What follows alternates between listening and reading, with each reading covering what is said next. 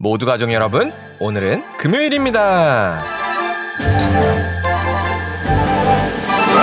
내용혼이 은총입어라는 찬양을 보면 초막이나 궁궐이나 내 주 예수를 모신 곳이 하늘나라라고 하죠. 이게 정말일까요? 그렇다면 하나님과 함께 초막에 살기와 하나님 없이 100억 부자로 살기 중 정말로 어떤 게 더 나을까요? 그 답이 바로 오늘 본문에 있어요. 그래서 오늘 묵상을 잘 들어보시면 우리가 왜 하나님 안에 있어야 하는지를 아실 수 있을 거예요. 그러면 오늘도 묵상에 잘 참여해 주시고요. 꼭 댓글로 무엇을 느꼈는지를 나눠주세요. 그리고 이 묵상을 나눴으면 하는 사람에게 공유해 주시고요. 오늘도 좋아요와 구독 잊지 말아주세요. 아셨죠? 그러면 오늘 본문인 역대하 12장 듣고 올게요. 제12장. 르호보암의 나라가 견고하고 세력이 강해지매 그가 여호와의 율법을 버리니 온 이스라엘이 본받은지라. 그들이 여호와께 범죄하였으므로 르호보암 왕 제5년에 애굽 왕 시삭이 예루살렘을 치러 올라오니 그에게 병거가 1200대요 마병이 6만 명이며 애굽에서 그와 함께 온 백성 곧 리비아와 숫과 구스 사람이 헤아릴 수 없이 많더라. 시삭이 유다의 견고한 성읍들을 빼앗고 예루살렘에 이르니 그때 유다 방백들이 시삭의 일로 예루살렘에 모였는지라. 선지자 스마야가 르호보암과 방백들에게 나와 이르되, 여호와께서 이같이 말씀하시기를 너희가 나를 버렸으므로 나도 너희를 버려 시삭의 손에 넘겼노라 하셨다. 이에 이스라엘 방백들과 왕이 스스로 겸비하여 이르되, 여호와는 의로우시다. 여호와께서 그들이 스스로 겸비함을 보신지라. 여호와의 말씀이 스마야에게 임하여 이르시되, 그들이 스스로 겸비하였으니 내가 멸하지 아니하고 저희를 조금 구원하여 나의 노를 시삭의 손을 통하여 예루살렘에 쏟지 아니하리라. 그러나 그들이 시삭의 종이 되어 나를 섬기는 것과 세상 나라들을 섬기는 것이 어떠한지 알게 되리라. 애굽 왕 시삭이 올라와서 예루살렘을 치고 여호와의 전 보물과 왕궁의 보물을 모두 빼앗고 솔로몬이 만든 금방패도 빼앗은지라. 르호보암 왕이 그 대신에 노스로 방패를 만들어 국문을 지키는 경호 책임자들의 손에 맡기매 왕이 여호와의 전에 들어갈 때마다 경호하는 자가 그 방패를 들고 갔다가 경호실로 도로 가져갔더라.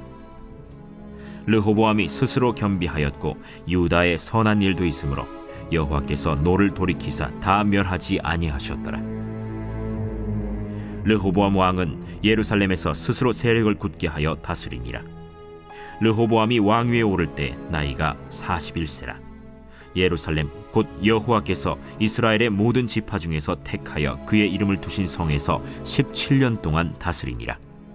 르호보암의 어머니의 이름은 나아마요 암몬 여인이더라. 르호보암이 악을 행하였으니 이는 그가 여호와를 구하는 마음을 굳게 하지 아니함이었더라. 르호보암의 처음부터 끝까지의 행적은 선지자 스마야와 선견자 이도의 족보책에 기록되지 아니하였느냐. 르호보암과 여로보암 사이에 항상 전쟁이 있으니라. 르호보암이 그의 조상들과 함께 누우매 다윗성에 장사되고 그의 아들 아비야가 그를 대신하여 왕이 되니라.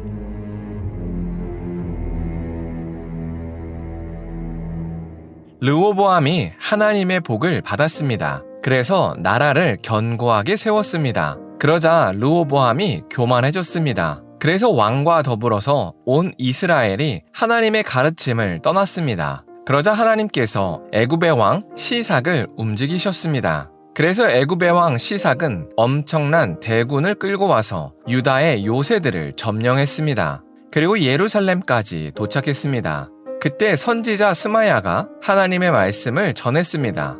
그 말씀은 이스라엘이 하나님을 버렸으니 하나님도 이스라엘을 버리신다는 말씀이었습니다. 그러자 르호보암과 유다의 지도자들이 진실이 회개했습니다. 그러자 하나님께서 그들의 회개를 보시고 예루살렘을 버리시려는 마음을 돌이키셨습니다. 그러나 하나님은 그냥 용서하는 것으로 끝내지 않으셨습니다. 르호보암의 죄가 무엇인지를 분명히 깨닫게 하셨습니다. 그 죄는 14절에 나옵니다. 르호보암은 하나님을 구하는 마음을 굳게 하지 않았다고 합니다. 하나님을 구하는 마음을 굳게 하지 않았다는 말은 무슨 일을 할 때 하나님의 뜻을 묻지 않았다는 뜻입니다. 르호보암이 하나님의 뜻을 묻지 않은 이유는 하나님의 뜻을 묻는 게 번거롭다고 여겼기 때문입니다. 그래서 하나님은 르호보암에게 하나님을 섬기는 것과 사람을 섬기는 것 중에 무엇이 더 나은지를 깨닫게 하셨습니다. 그래서 르호보암을 애굽의 왕 시삭의 종으로 만드셨습니다. 그러자 시삭은 가차없이 르호보암의 조부와 아버지가 그동안 모아온 모든 보물과 금을 다 빼앗아 갔습니다. 이처럼 사람은 하나님의 뜻을 묻고 따르는 게 번거로워서 하나님을 떠나면 더 편해질 것이라고 여깁니다. 그러나 막상 하나님을 떠나면 더 비참해집니다. 그러나 아이러니하게도 거의 대부분의 사람이 하나님으로부터의 독립을 꿈꿉니다. 그래서 통장에 돈을 많이 쌓으려고 합니다. 그래서 하나님의 때를 기다리는 이런 번거로운 삶을 청산하려고 합니다. 그러나 오늘 본문에서 나온 것처럼 하나님으로부터 독립하면 우리는 반드시 무언가의 종이 됩니다. 사람의 종이 되든지 아니면 돈이나 죄의 종이 됩니다. 그래서 우리가 하나님을 떠나서 아무리 큰 부와 명예를 얻는다고 하더라도 결국에는 비참해집니다. 그래서 우리가 지금 평안해서 하나님을 떠날 수 있을 것 같아도 떠나면 안 됩니다. 왜냐하면 우리가 누리고 있는 이 작은 평안조차 하나님께서 주셨기 때문입니다.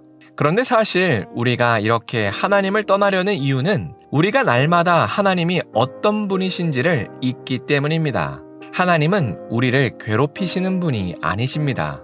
하나님은 우리를 살리시는 분이십니다. 그래서 자신의 친아들인 예수님마저 십자가에서 희생시키셨습니다. 그러니 하나님께서 주시는 분량과 때는 언제나 우리에게 가장 적합합니다. 그러니 하나님께서 허락해 주신 오늘이 우리에게 가장 적합한 삶이라고 믿고 세상의 유혹에 흔들리지 않았으면 좋겠습니다.